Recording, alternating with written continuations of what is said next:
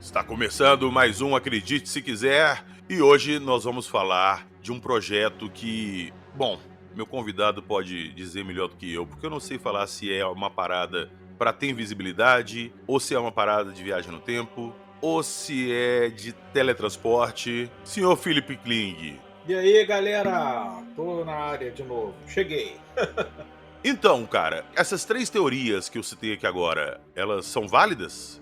Cara, no Experimento Filadélfia tem um monte de. A gente vai falar aqui, né? Tem um monte de possibilidades aí. É um bom cristal com vários ângulos, assim, pra gente observar, entendeu? Inclusive o ângulo do que não é nada do que falam, né? Sempre tem esse ângulo. É. Mas nós vamos botar esse cristal na luz daqui a pouquinho, logo depois na nossa vinheta.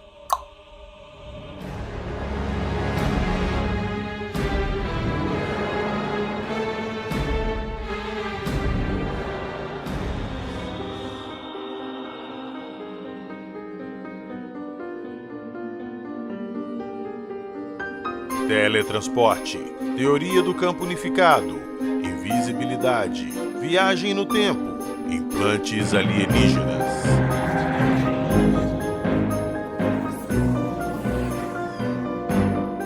Acredite se quiser.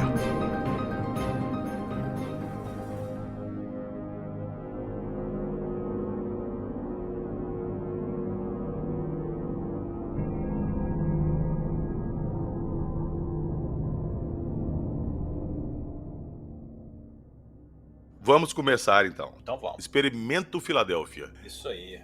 Basicamente, o que foi o Experimento Filadélfia e qual que era a intenção dos militares ali com esse projeto? Então, cara, o Experimento Filadélfia, ele foi um evento histórico, né? E tem, como a gente falou, tem um monte de mistério e especulações aí em volta e tal. Bom, aconteceu durante o período da Segunda Guerra Mundial, né? Ele é frequentemente associado a histórias de teletransporte, desaparecimento. A gente vai falar, você vai ver que ele tem um pedaço aí, que ele tem uma conexão com a ufologia. E basicamente ele se resumiu ao desaparecimento do navio de guerra durante uma espécie de um experimento científico da Marinha, entendeu? O experimento, ele recebe esse nome porque ele efetivamente ele aconteceu na cidade da Filadélfia, na Pensilvânia, né? Então, basicamente, o que era? Ele fazia parte de um projeto naval que se chamava Projeto Arco-Íris.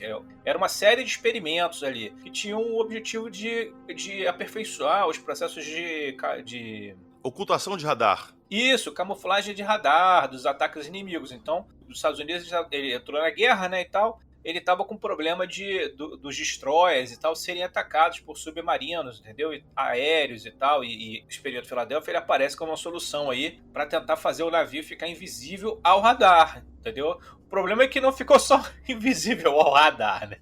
Supostamente ele ficou invisível a tudo. Pois é, porque, inclusive, quando eu comecei a estudar sobre o Experimento Filadélfia, o que se alega é que os militares estavam desenvolvendo uma parada para deixar os navios invisíveis, não ao radar, mas invisíveis, ponto. Isso.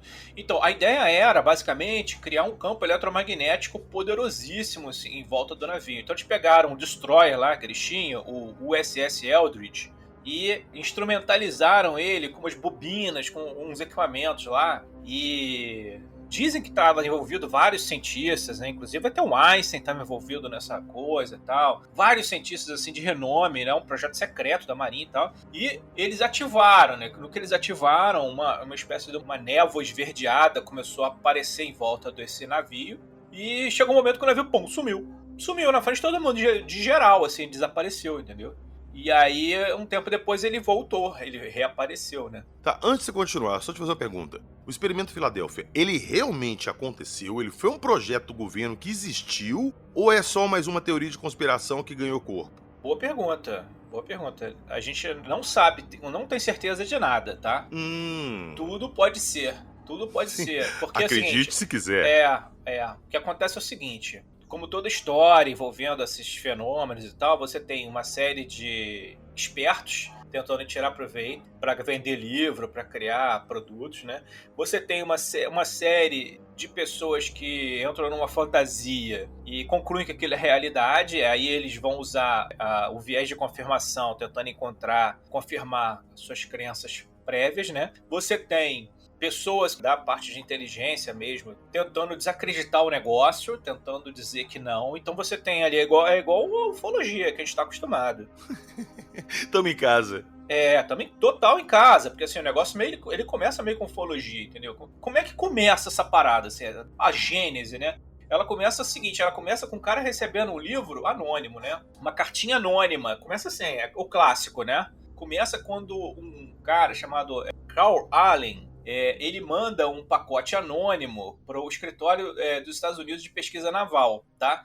Esse pacote, ele tinha uma cópia de um livro de ufologia, que era The Case of the UFO, os objetos voadores não identificados, que era um livro do Morris Jessup. E esse livro que ele manda nesse pacote, ele tá com uma série de anotações feitas aparentemente por 3 pessoas, com canetas de cores diferentes. É como se fossem 3 caras, 3 MIBs ali, entendeu? Discutindo em cima do livro. Então eles estavam fazendo anotações nas beiradas do texto. Notas de rodapé. Não eram exatamente notas de rodapé. Como se o livro tivesse passado na mão de 3 caras que sabiam das paradas e eles fizeram comentários no livro. E aí esse livro vazou e o cara mandou o livro pro pesquisador, entendeu? Ele manda pro escritório de pesquisa naval americana o livro. E aí o seguinte, as notas escritas, elas, como eu falei, elas têm 3 tons de tinta diferentes, né? Uma tinta azul, violeta e tal, uma tinta verde e, se eu não me engano, uma tinta preta ou vermelha, então, já não me lembro mais.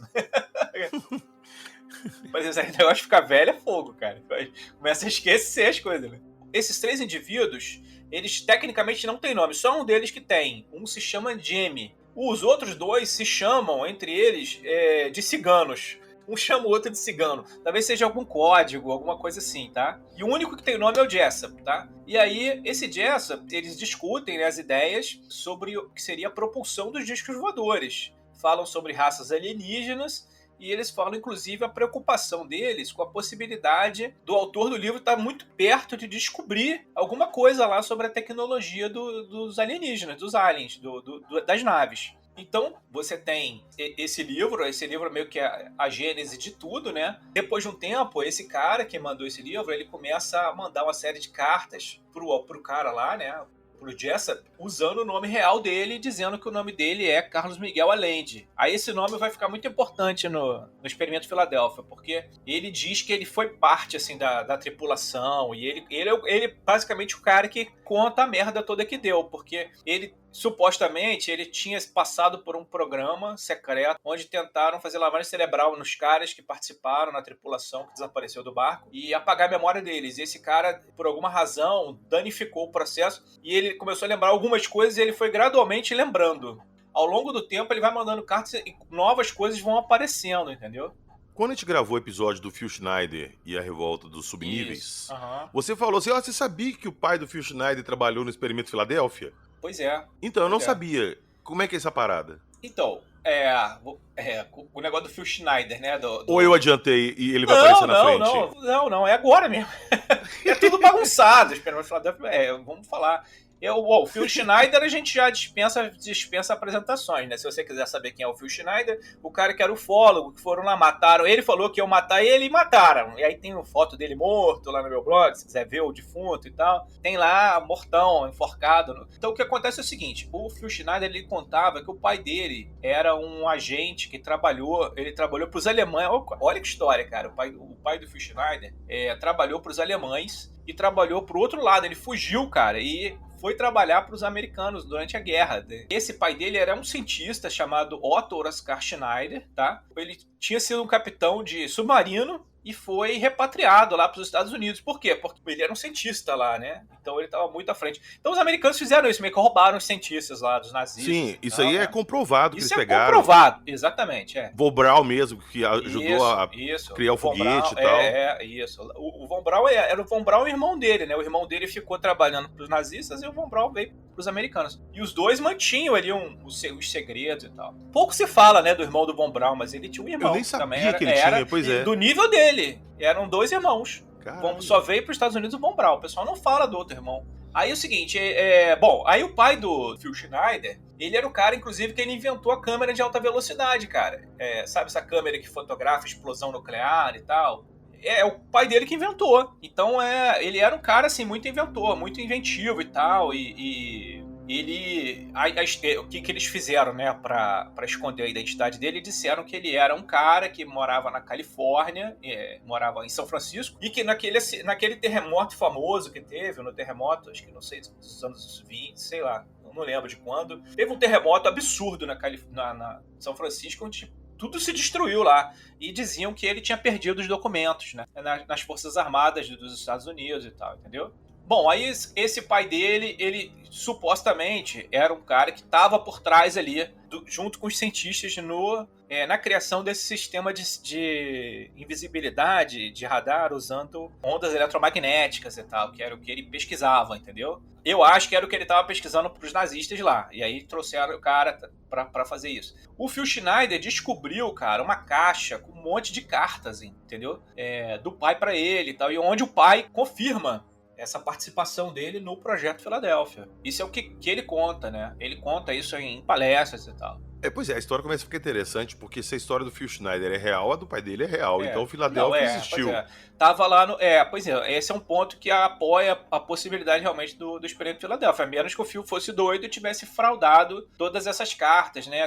O pai dele morreu em 1993, né? E essas cartas pro Phil foram achadas no porão da casa do pai. Tá? Já bem velhinho, morreu. Encontraram essas cartas, e nessas cartas ele narra assim, a participação inclusive na autópsia das pessoas que se ferraram no processo quando o navio desapareceu e tal. Então ele teria participado inclusive na autópsia das pessoas para entender o que aconteceu, e ele fala ali que corpos foram encontrados com implantes alienígenas. Nossa, velho, esse papo vai longe. Esse papo vai longe. É louco. Mas aí basicamente ficou isso, com a história o Phil Schneider botou ali o Experimento Filadélfia dentro daquele universo que ele falava e tal, né? Faz parte da história dele. A história dele já é bizarra. O Experimento Filadélfia é só mais uma lá.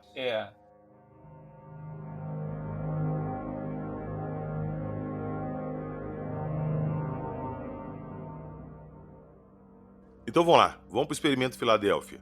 Vamos lá. Bom, aí, então é o seguinte, o Allen, né, afirmou que tinha testemunhado essa experiência enquanto ele estava a bordo lá do SS Andrew Furch, Andrew Furuseth, parece o nome. Que esses nomes cheios de TH e tal, parece até o meu nome, complicado. Então, era um contratorpedeiro, tá? Que assistiu, foi o navio que ficou de frente pro Eldridge quando ele desapareceu, entendeu? Então, basicamente, esse negócio, ele tem... Então, assim... essa primeira carta, ela orienta o Jessup para não investigar a levitação de objetos voadores não identificados. Ele diz o seguinte, que essa história é uma ciência perigosa e era baseada em teorias não publicadas do Albert Einstein. Ele diz que um cientista que chamava Franklin Reno tinha tentado colocar essas experiências a curso lá no estaleiro naval da Filadélfia em outubro de 43. É aí que o cara começa a ficar curioso. Que história foi essa, então, que aconteceu no estaleiro? E aí ele fala, bom, aconteceu um negócio que... Aí ele começa a explicar essa história, que o navio desapareceu e tal, não sei o quê. E o cara começou a ficar curioso, esse Jessup começou a ficar curioso, e ele vai para o escritório de pesquisa naval e começa a pesquisar. E lá ele encontra uma cópia anotada do livro, entendeu? Com mais informações, que inclusive algumas que lembravam as anotações que tinham recebido do tal Allen. Então, com o tempo, eles vão investigando e vão puxando, vai aparecendo testemunhas e tal, e assim a história começa a se desenvolver. Outros escritores começam a pegar o caso e falar sobre ele e tal. Principalmente o Charles Berlitz, lembra? Que escreveu sobre o Triângulo das Bermudas e tal. Fez um primeiro best-seller aí, mais ou menos na época do Eram os Deuses Astronautas, do Däniken. Os dois meio que disputavam esse mercado aí, New Age, da galera que gostava de ufologia e tal. Então ele vem e lança esse livro, um livro detalhado sobre isso, que é chamado The Philadelphia Experiment, The Project of Invisibility. Eu tinha que falar com aquela vozinha do Afonso Solano, né, que fala Afonso, não sei o que lá, do Project Invisibility. Que ele faz aquela vozinha, sei lá, do Costa Oeste, lá do Art Bell. Ele faz legal pra caramba. Eu não sei fazer, não. Basicamente é isso. Eles começam a pesquisar, né? Então, os relatos das teorias de campo unificado, entendeu?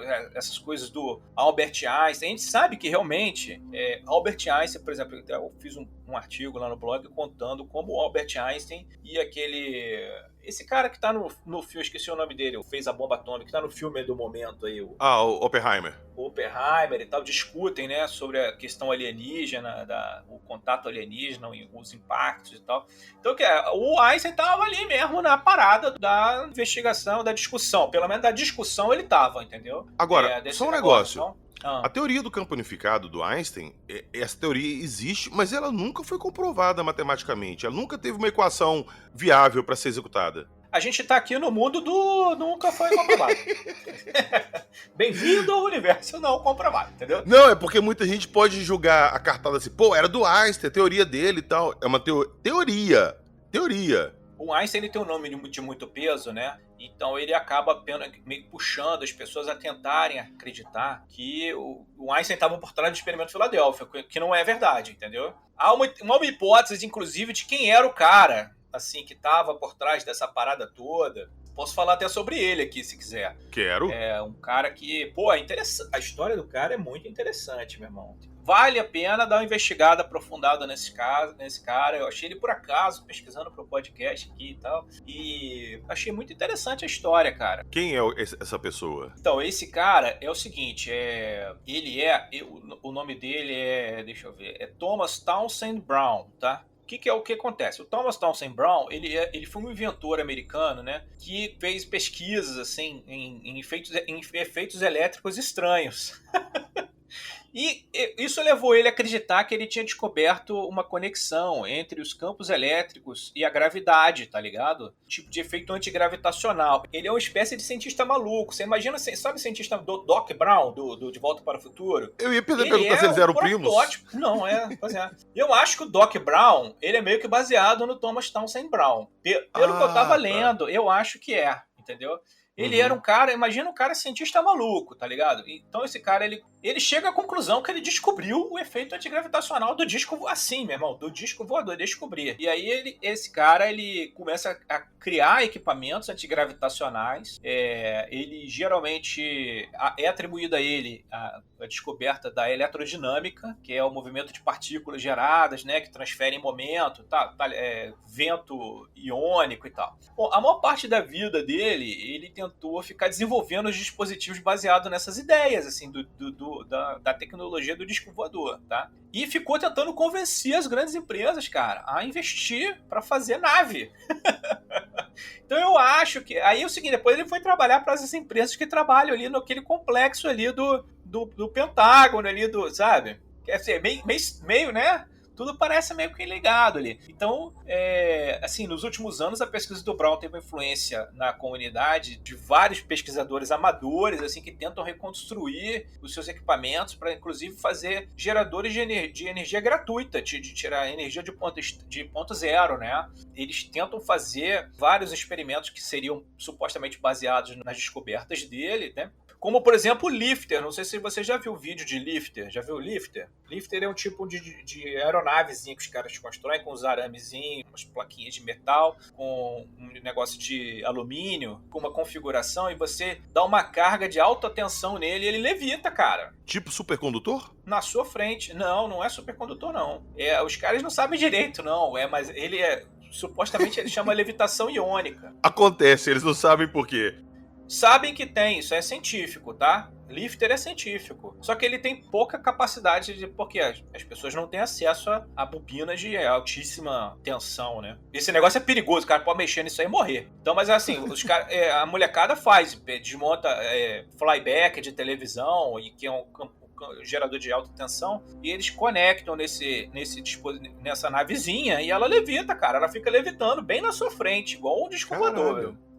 Tem vídeo disso aí, se você quiser pegar o link, eu te dou o link, você pode ver. Teve inclusive um moleque que pegou e fez o primeiro piloto de Lifter, que ele pegou o hamster dele, fez uma cestinha e levitou o hamster, cara, no Lifter. Caralho, velho. Agora, te perguntar uma coisa. Tem alguma coisa a ver do Tesla nessa história toda? Porque esse assunto todo me parece muito coisa Muito do Tesla, né? Parece muita coisa do Tesla, assim. Não, mas não, assim, tecnicamente não. Há uma história de que o Tesla estava desenvolvendo uma nave que chegou levitando e o caramba, chegou a ver, teve gente que viu. Mas assim, isso é uma história paralela. A história do negócio desse cara é o seguinte, ele começa, nosso Doc Brownzinho, né? Ele nasce em 1905, os pais dele eram uma família rica de construtores, então ele sempre teve condições, tá? Esse cara, ele sempre demonstrou, assim, um talento, um interesse pela eletrônica e tal. E ele recebe dos pais um laboratóriozinho de experimentos e tal. Então os pais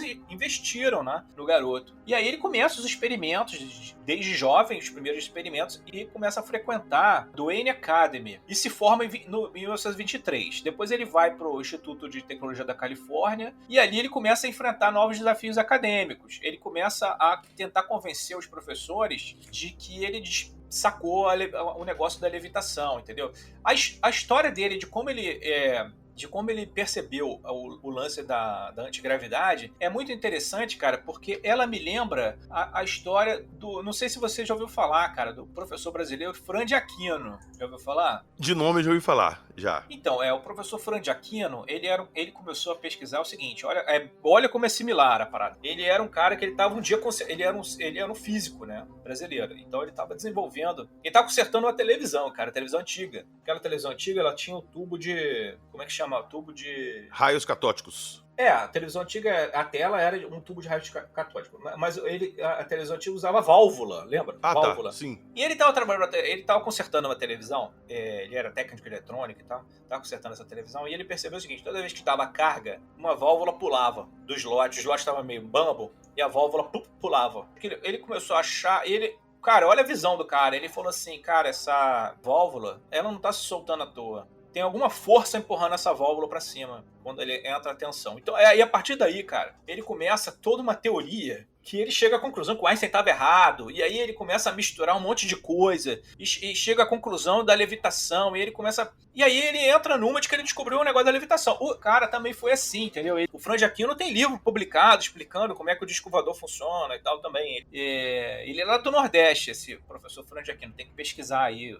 qual é o nome do livro dele, que eu não lembro. Ele é vivo ainda?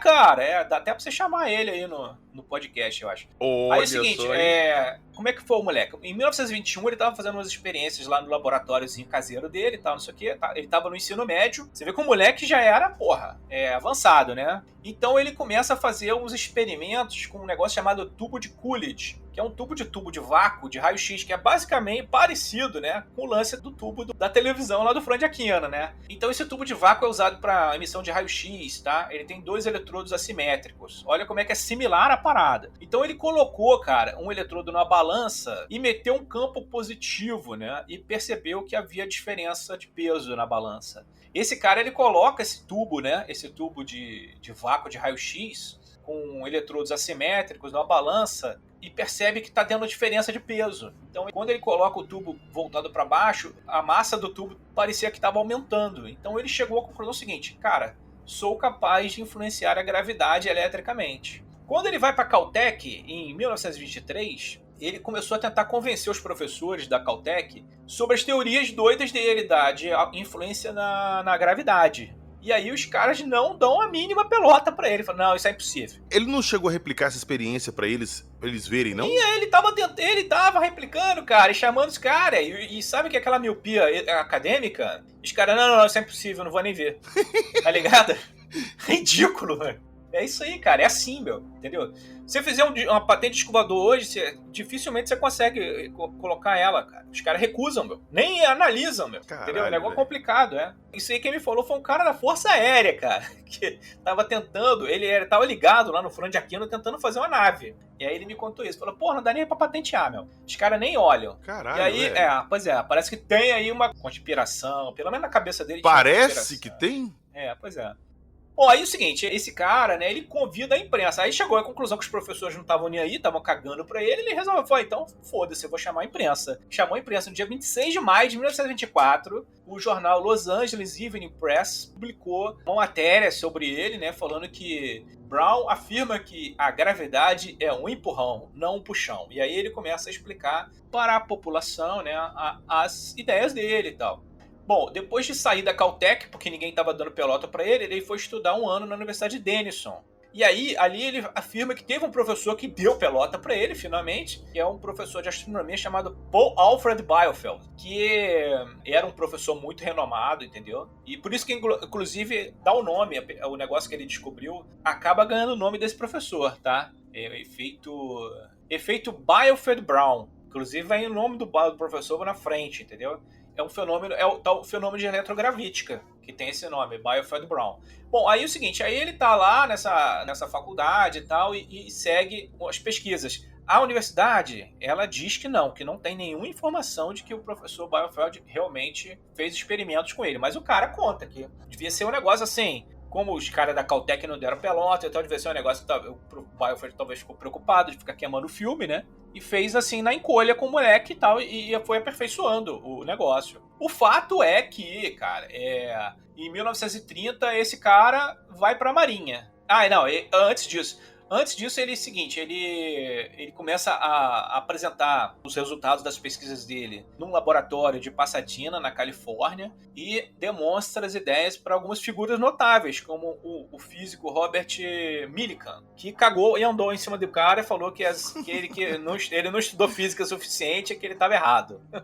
Entendeu? O cara viu o experimento e falou, não, você tá errado. Pois é. Não pode ter dado certo porque você não estudou pra isso. Não pode, a física diz que não, então não, pô.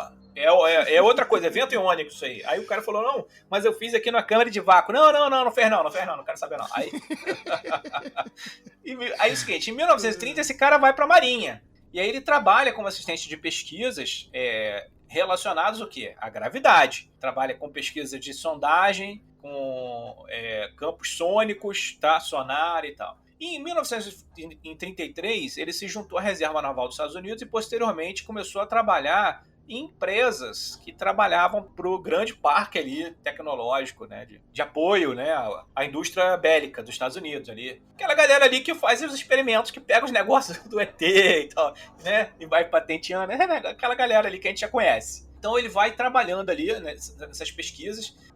Durante a Segunda Guerra Mundial, ele estava trabalhando na pesquisa de varredura de mina magnética, entendeu? Então os caras acham que esse cara ele pode estar ali com um papel muito importante dentro do negócio do experimento Filadélfia. Sim, mas a ligação com ele, com o negócio, ele é bem clara, assim, né? Ele era obcecado por disco voador, tá ligado? Esse cientista. Ele, pra você ter uma ideia, ele fundou o Comitê Nacional de Investigação de Fenômenos Aéreos, o NICAP. Ele faz pesquisa de antigravidade. Em 58 ele trabalha como consultor de pesquisa para um projeto de antigravidade na Bunsen Company. Depois ele fundou a própria empresa dele de pesquisa de antigravidade, a Rand International Limited. Registrou um monte de patentes, entendeu? Mas as ideias dele, misteriosamente, tiveram um pouco sucesso no mundo corporativo, assim, acadêmico, entendeu? Ele trabalhou como físico na Electrokinetics, morou lá na Califórnia, que é aquele lugar quente ali, né, e tal. E aí o cara vem a falecer em 1985, entendeu? Então os caras acham que ele estava ali ligado à instrumentação do USS Eldridge, né?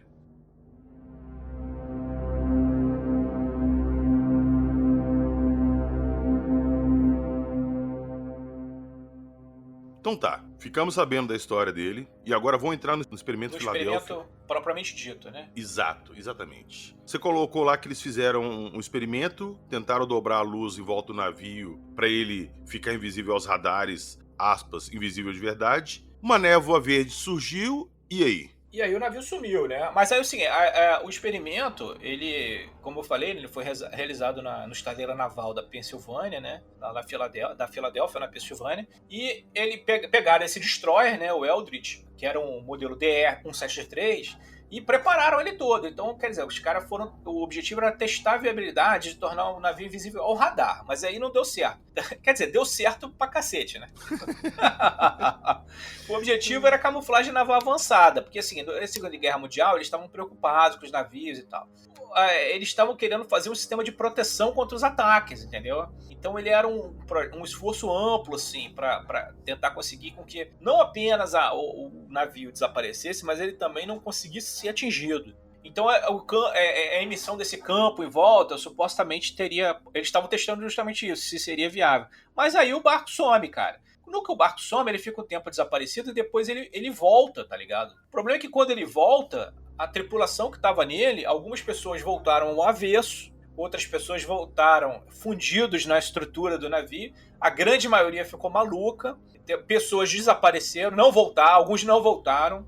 Isso é o que o tal cara conta, né? Que alguns não voltaram, muitos voltaram, ficaram doidos, e histórias assim que supostamente esse navio ele teria ido pra outra dimensão, tá ligado? Cara, tem uma história também que esse navio apareceu num outro ponto, ele foi avistado por um outro navio. Né? Tem uma história de que ele teria sido avistado por um outro navio e tal, mas assim, eu não consegui muitos detalhes sobre isso, cara. Porque a história que eu ouvi do Experimento Filadélfia é que realmente ele deu essa névoa, ele sumiu, e na verdade aí que se especula que ou ele foi teleportado para um outro lugar que fica, sei lá, a 300 quilômetros do lugar do experimento, na Filadélfia, sacou? Uhum. Ficou lá por volta de, sei lá, 20 minutos, meia hora, e depois voltou. Aí, ó, tô olhando aqui agora, ó. Ele apareceu em Norfolk, no estado da Virgínia, a 346 quilômetros de distância. Porra. Viram o Eldridge em alto mar. Aí o pessoal do navio tava querendo saber que navio que era aquele, que tava na posição, e o navio sumiu. É isso mesmo. Eu encontrei aqui um pedaço que eu escrevi isso. ele teria sido visto em Norfolk lá. Mas aí é o seguinte, a gente não sabe exatamente, também uma hipótese também é o seguinte, a gente não sabe exatamente se o navio ele reapareceu em Norfolk ou ele projetou uma imagem, uma espécie de imagem holográfica dele, entendeu? Aí já entra naquela parada que tá sendo discutida mais recentemente. Pois é. Já fica, o princípio holográfico, né? Mais Jacques Vallée aí na parada. Então aí, o que aconteceu foi o seguinte, o negócio interessante, cara, é que quando ele foi desaparecer, ele não, sumiu igual o efeito do Chaves, não, entendeu? Ele foi lentamente sumindo, cara, e ele foi se distorcendo. A forma física dele, os caras que contam, é que ele foi distorcendo sua forma física e distorcendo a realidade ao redor dele. E aí ele finalmente desapareceu completamente. E aí ficou um tempo desaparecido, né? Depois ele... Você imagina o tempo que ele ficou desaparecido. Os caras pensando assim, perdemos o navio, cara. Desintegramos o navio, poderia ter sido desintegrado, né? Imagina o barata voa que deve ter dado entre os cientistas, né? Aí depois ele voltou. Aí ele foi reaparecendo de novo. Beleza. É um ponto que eu queria tocar. O navio. Olha só, o navio desapareceu, voltou com gente fundida nele. Gente ao avesso. Imagina que lindo. Pro ele desaparecer ali, aparecer em outro lugar, ele foi desintegrado e apareceu lá, enfim. Esse navio, cara, se realmente ocorreu isso, experimento Filadélfia real, esse navio devia ter sido guardado para estudo, alguma coisa, mas ele continuou sendo usado anos e anos até... Não, eles já desmontaram toda a parada, né, toda a parafernália. E eu acho que talvez... me parece que os caras devem ter ficado muito preocupados com os efeitos colaterais que deu, né? Com a tripulação. Então acho que chegaram à conclusão que aquilo ali era muito... Cara, porque assim, pensa bem, foi um negócio acidental, né? O plano era fazer o navio desaparecer ao radar. Como ele desapareceu completamente, acho que os caras chegaram à conclusão que assim, precisamos aperfeiçoar essa pesquisa de uma maneira menos perigosa. E aí o negócio é desmontado do navio, o navio era só um suporte, cara, mas você não acha que o navio que passou por uma parada dessa, com mudança na física dele ali, na estrutura dele, cara, tinha gente fundida no navio? No casco, isso, Como é que você pega esse navio, depois você limpa lá, passa uma tinta... Corta a chapa, corta a chapa, mete outra chapa no lugar e bota pra trabalhar, meu irmão. Eles devem ter passado ali ultrassom, viram que tá tudo normal, bota pra trabalhar. Cara, que garantia que eles não tinham, sei lá, se isso é real mesmo, eles botaram o navio pra funcionar de novo, de repente o navio tinha uma, sei lá... instabilidade molecular explodia. Pois os caras não sabiam, mas era tudo meio assim, né, cara? Você vê que os caras, até fazia a parada dessa com um navio com gente dentro, cara, não dá pra pedir muita segurança. Cara, os caras dessa época, eles eram assim mesmo. Você sabe daquela história que eles explodiram a bomba atômica em cima dos malucos, pra ver o que acontecia? Eles chamaram um pelotão lá, cara, e falaram, tu vai lá pro deserto e para lá em tal lugar. Aí, cara, eles estouraram a bomba atômica, assim, bem em cima dos caras, meu irmão. e ficaram observando o que alto pra caralho, não a ponto de volatizar os caras. Eles eram assim, meu irmão. Não tinha ética. Era parada. Vou explodir uma bomba atômica pra ver o que acontece nos caras aqui. Tem até foto dos caras tampando o olho assim, cara, com a bomba estourando em cima deles. Eu já fiz lá no blog, tem lá no blog. Eu vou aproveitar aqui pra te perguntar, porque você é a pessoa certa pra me responder isso.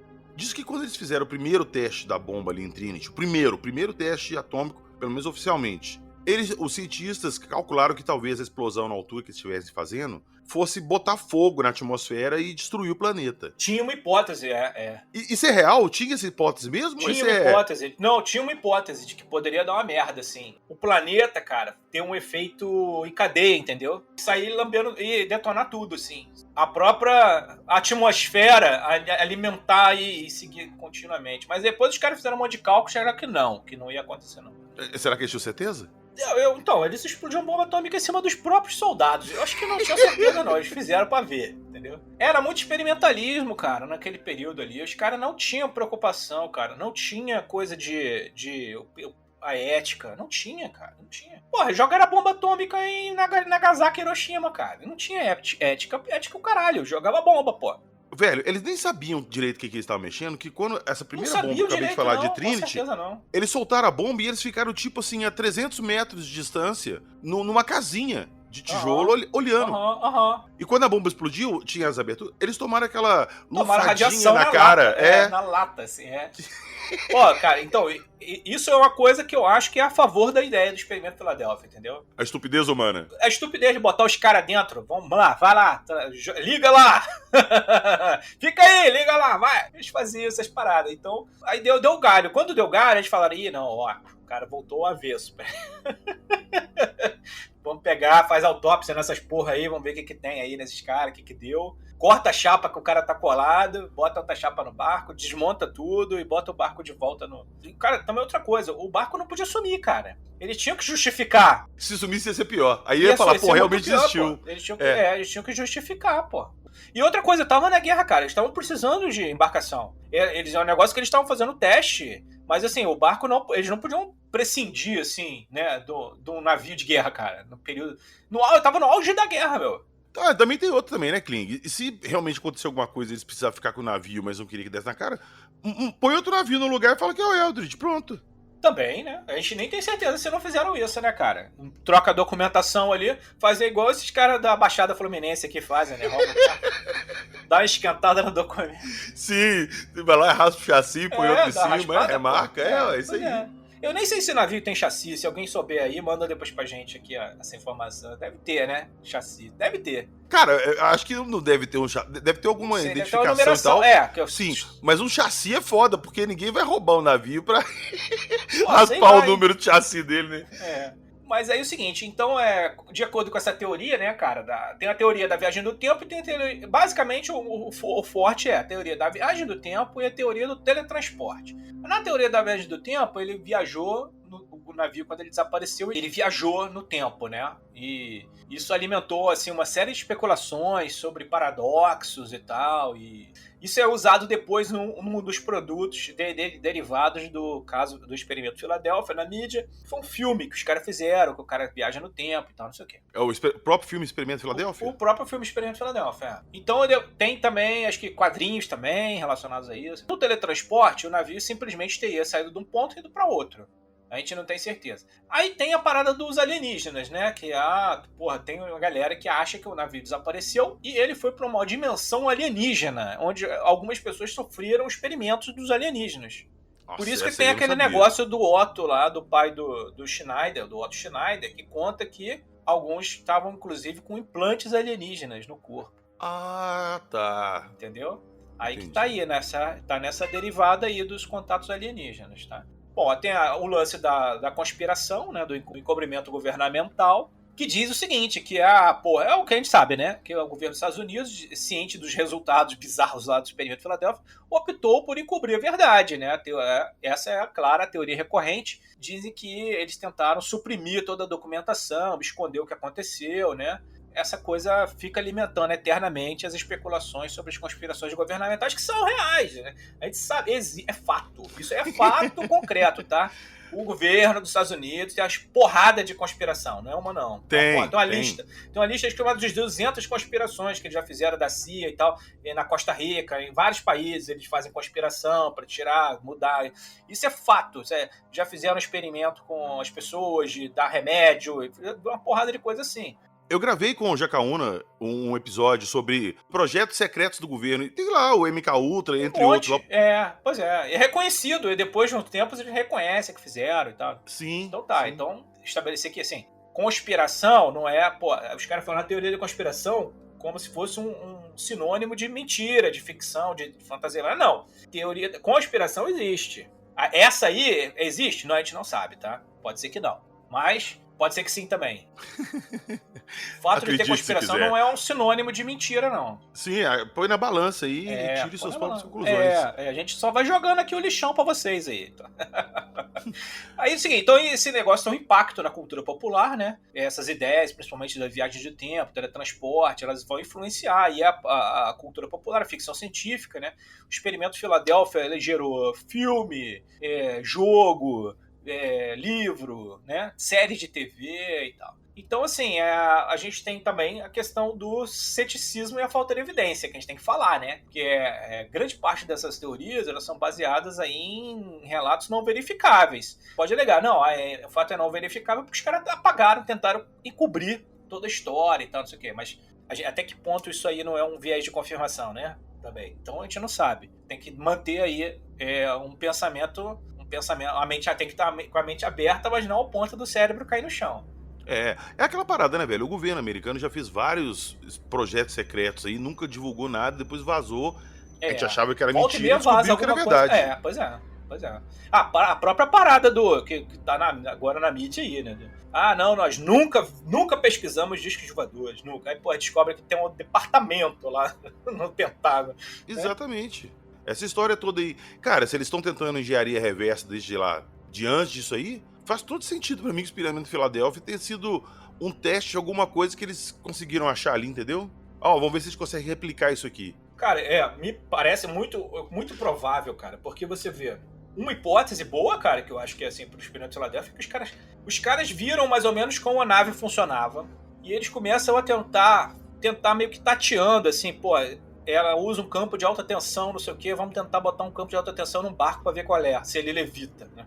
É uma parada assim, tá ligado? E tem aquele cara lá, que a gente falou dele, do Brown lá, que ele era obcecado com o negócio de UFO e tal, e de levitação, e tava tentando criar uma teoria própria de levitação. Junta uma coisa com a outra. Junta tudo isso aí, cara. Era muito possível que os caras estivessem tentando fazer o barco voar, assim. E a desculpa era que estavam tentando, na verdade, fazer o negócio do radar e tal. Ou também pudesse ser, né? Porque você vê, tem um monte de caso de UFO que não é registrado, não aparece no radar, o piloto vê. Então ele tem algum bloqueador, né? Existe uma possibilidade concreta, assim, do que o Experimento Filadélfia desse certo, porque a emissão de um campo eletromagnético que bloqueasse a onda do radar, né? Cara, isso aí faz todo sentido agora que você falou isso. Podia estar tudo ligado ali, né? Sim.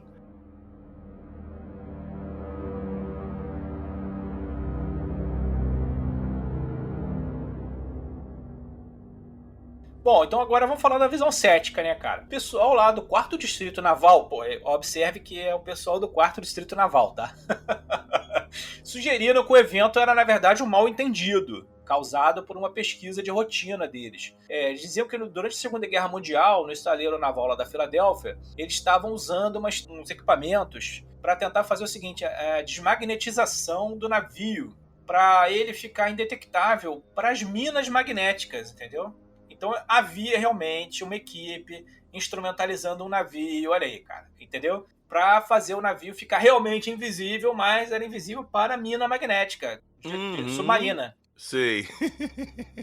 Outra coisa também que eles falaram é que algumas dessas histórias têm relação, na verdade, com uns experimentos que fizeram numa planta geradora de um destroyer, cara, chamado USS Timmerman, que era um modelo DD-828, que eles acoplaram lá um gerador de frequência alta, produzindo uma série de chamadas descargas corona, que são umas ondas lá de uns raios e tal. Então, a mistura desses dois casos teria gerado ali a ideia, né, do experimento de Filadélfia e tal.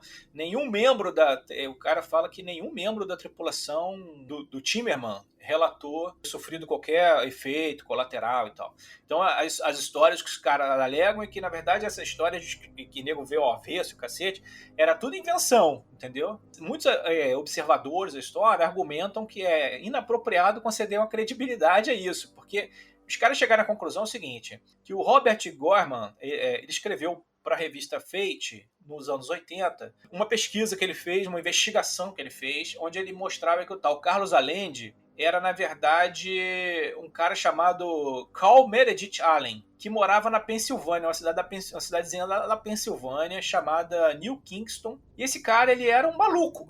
Ele era um cara que tinha um histórico de doença psiquiátrica, entendeu? E ele fabricava histórias, assim, ele ficava inventando.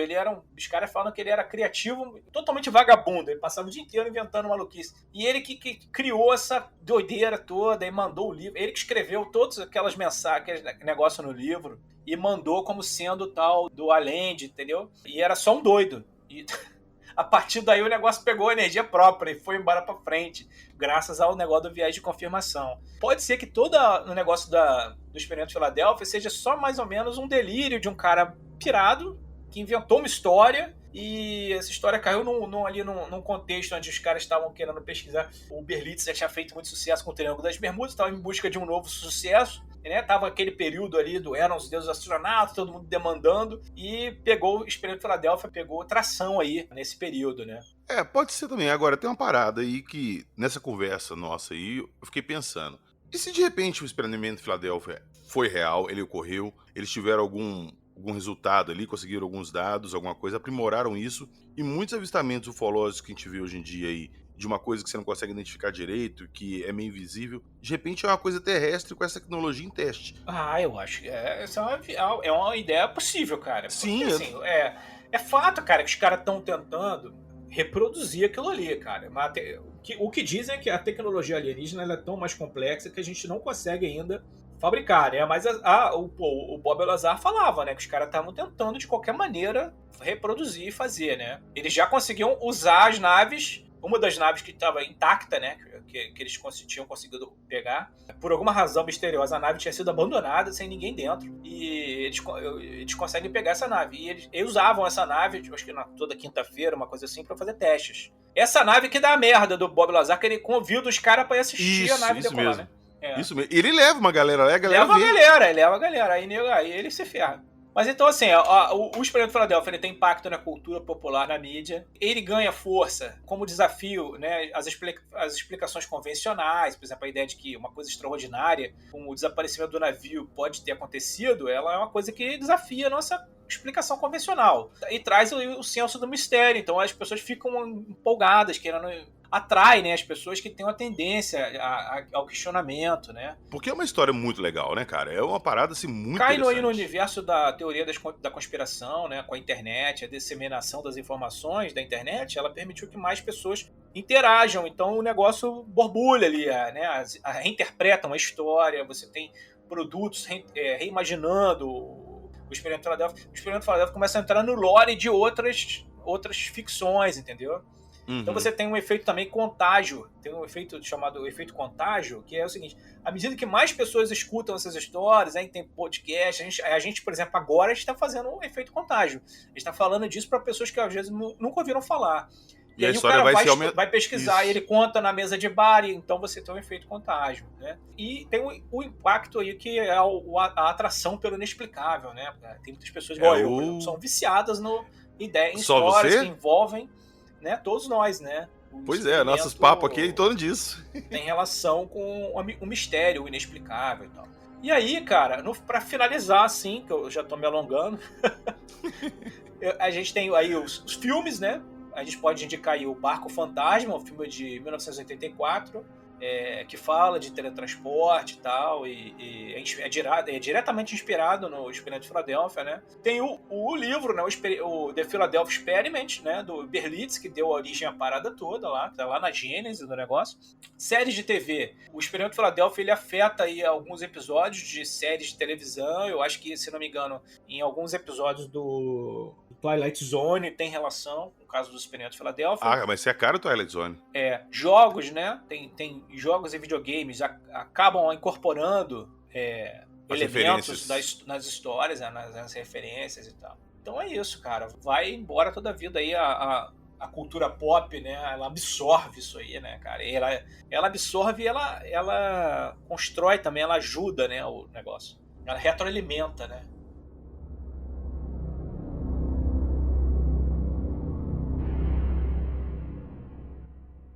Então foi isso. Falamos aqui do Experimento Filadélfia.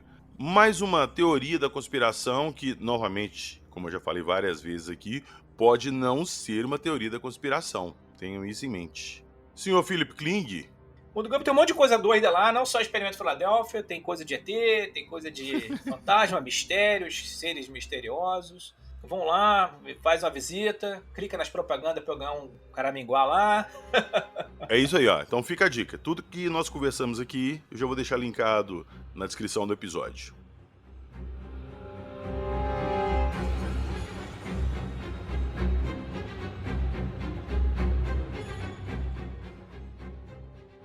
E também, na descrição do episódio, nós temos o link do nosso Apoia-se. Quem puder entrar lá e dar uma força pra gente, vai ser super bem-vindo.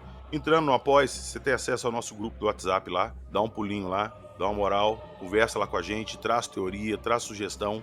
E lembrando também que está para entrar episódios exclusivos para apoiadores. E aí sim. Ainda não lançamos nenhum, mas está vindo. Então, quem já quiser se tornar apoiador para ter acesso a esses episódios exclusivos, o link está na descrição. Tem um monte de coisa, um monte de vantagem, cara. Ó, recomendo, hein? Vira apoiador, tem desconto em clube de stripper, várias paradas legais. Tá vendo? Só vantagem. Nós vamos até tentar uma paradinha com milhas. Boa, hein? Milhas. É uma boa ideia, hein, cara? Só não pode ser pro Triângulo das Bermudas. Imagina. Cruzeiro Filadélfia, venha visitar e volte ao avesso. Você compra passagem só de ida. Imagina com o show do Roberto Carlos, inclusive. E Erasmo, né? Vai que vai pra outra dimensão, tem o Erasmo. Porra! Ai, depois dessa, só tenho a agradecer a todo mundo que nos acompanhou até aqui. Nos vemos na próxima semana com mais histórias à la Mundo Gump. Acredite! Se quiser!